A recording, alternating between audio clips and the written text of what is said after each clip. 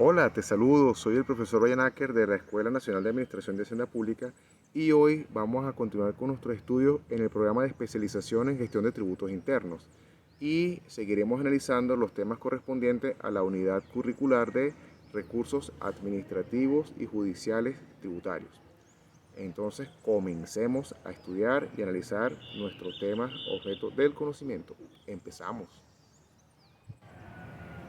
Como ya explicamos en la parte anterior, ahora vamos a ver cuáles son las causales y la ubicación y la procedencia del recurso jerárquico. Así las cosas, en nuestro Código Orgánico Tributario del año 2020, en su capítulo 2, se regula lo referente al recurso jerárquico. Para este punto y hasta esta entrega vamos a revisar puntualmente cuáles son los principales puntos que debemos manejar, los cuales se van a ir desarrollando con calma durante el resto de nuestro trimestre, de nuestro semestre en la escuela.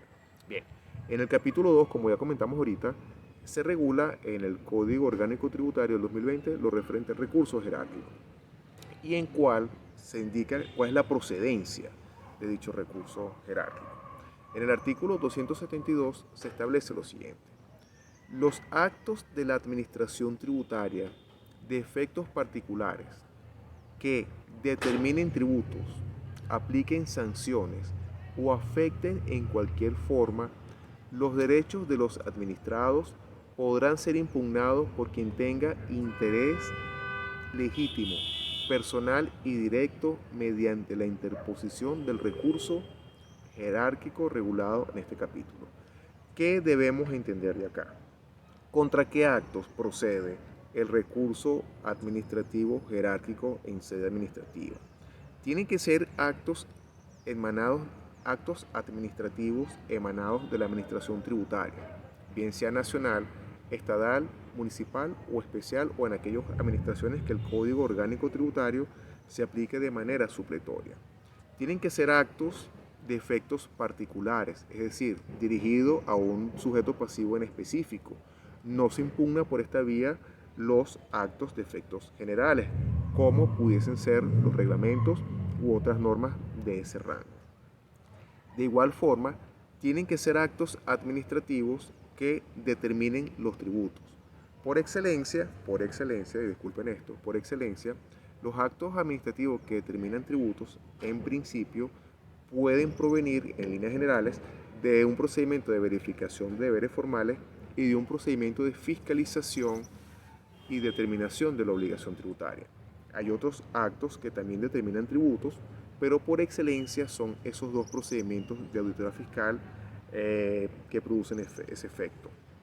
También tienen que ser actos de la administración tributaria que apliquen sanciones. Regularmente, cuando se aplica un procedimiento de verificación o fiscalización, ese mismo acto, según el ilícito formal o material que se detecte, conllevará una sanción administrativa por por ilícitos materiales, una sanción administrativa por ilícitos formales, y los que son los penales no se ventilan porque no es competencia de la administración tributaria competente. ¿Okay? Y continúa ampliando el artículo, que cualquier acto de la administración tributaria que afecte derechos de los administrados. Cuando comentamos ese punto, derechos de los administrados, pueden ser derechos de rango constitucional o de rango legal. Regularmente se infracciona por excelencia el artículo 49, que es el debido proceso, y el artículo 137, que es el principio de la legalidad administrativa, entre otros. ¿Okay? ¿Cuáles son los requisitos para que un sujeto pasivo pueda interponer un recurso jerárquico? Primero, que solamente el derecho para la impugnación o el ejercicio puro del derecho a la defensa, esa persona tiene que tener un interés legítimo y directo, personal. Es decir, el acto lo afecta solamente a él porque tiene un interés legítimo, o sea, le pertenece ese interés, ese derecho, y por lo tanto el interés en hacer la defensa. Personal, porque es un acto administrativo de carácter particular dirigido a un sujeto pasivo específico por la comisión de unos ilícitos formales o materiales específicos. Y directo, porque solamente esa persona o ese sujeto pasivo sancionado es el que puede ejercer la defensa. ¿Okay? Y ahí concluye el artículo indicando, en su último párrafo, su última oración, indicando que se ejerce, esa impugnación se hace efectiva mediante el recurso jerárquico previsto en dicho código. Punto importante es que ese mismo artículo establece en su párrafo único cuáles son las causales en las cuales no procede el recurso jerárquico. Es decir, son causales de inadmisibilidad de dicho recurso jerárquico y las cuales están expresamente establecidas de la siguiente manera. Parágrafo único. No procederá el recurso previsto en este artículo en los siguientes casos. Numeral 1. Contra los actos dictados por autoridades competentes en un procedimiento amistoso previsto en un tratado para evitar la doble tributación. Ya esto es un tema de administraciones tributarias internacionales.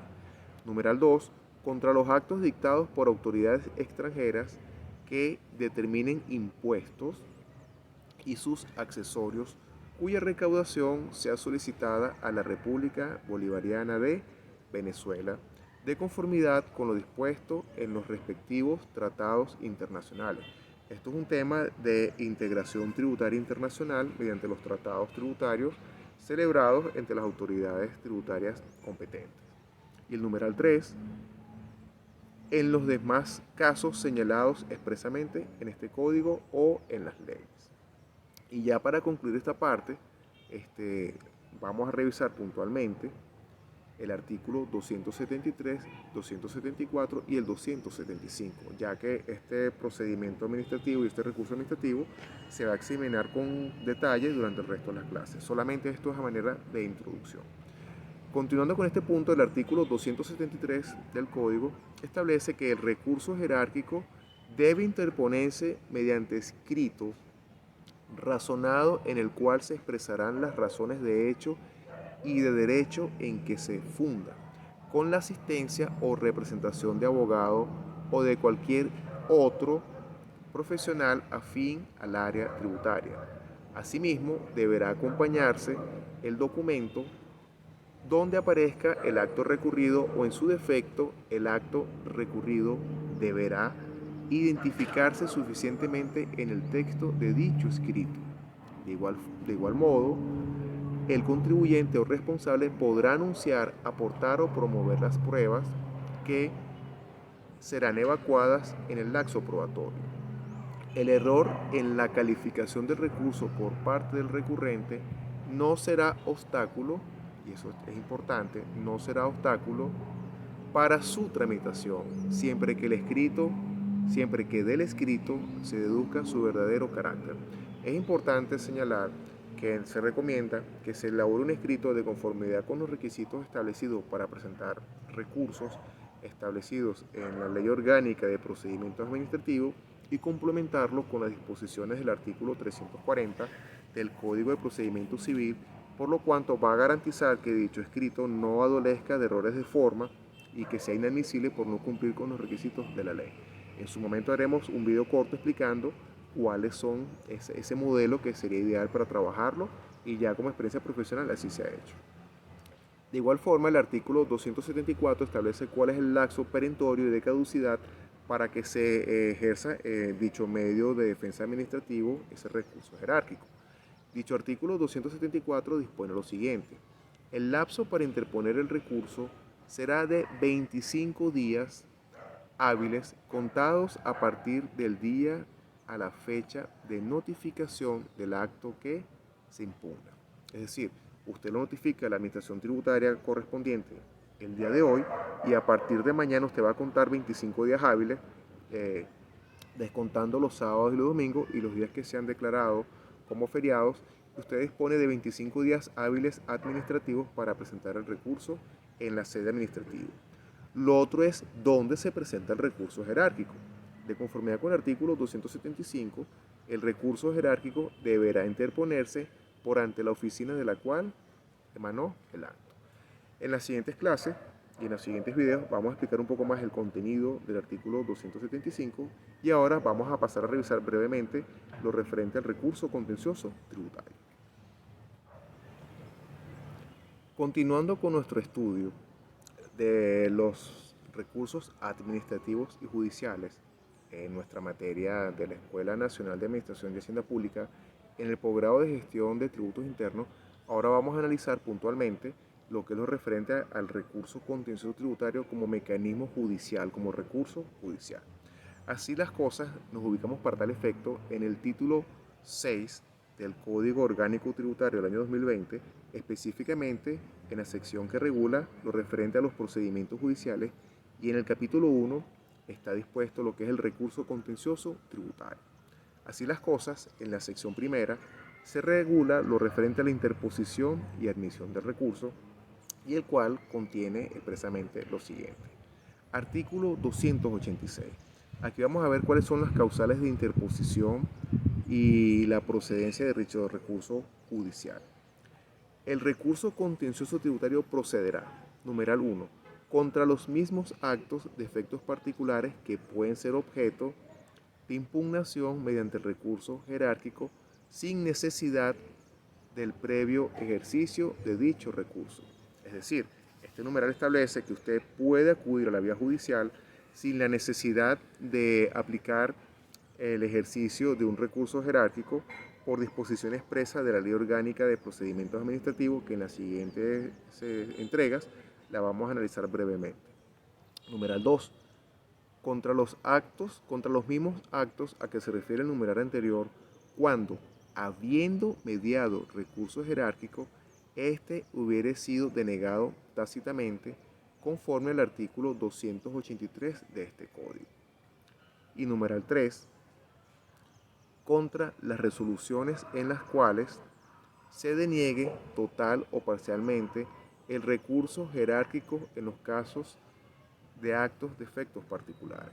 Esas causales las vamos a analizar con calma en las siguientes clases. ¿Okay? Solamente estamos haciendo aquí una breve esbozo del contenido de este recurso judicial. Continuando con este breve análisis, encontramos en su parágrafo primero que el recurso contencioso tributario podrá también ejercerse subsidiariamente al recurso jerárquico en el mismo escrito en caso de que se hubiere expresa denegación total o parcial o denegación tácita de este.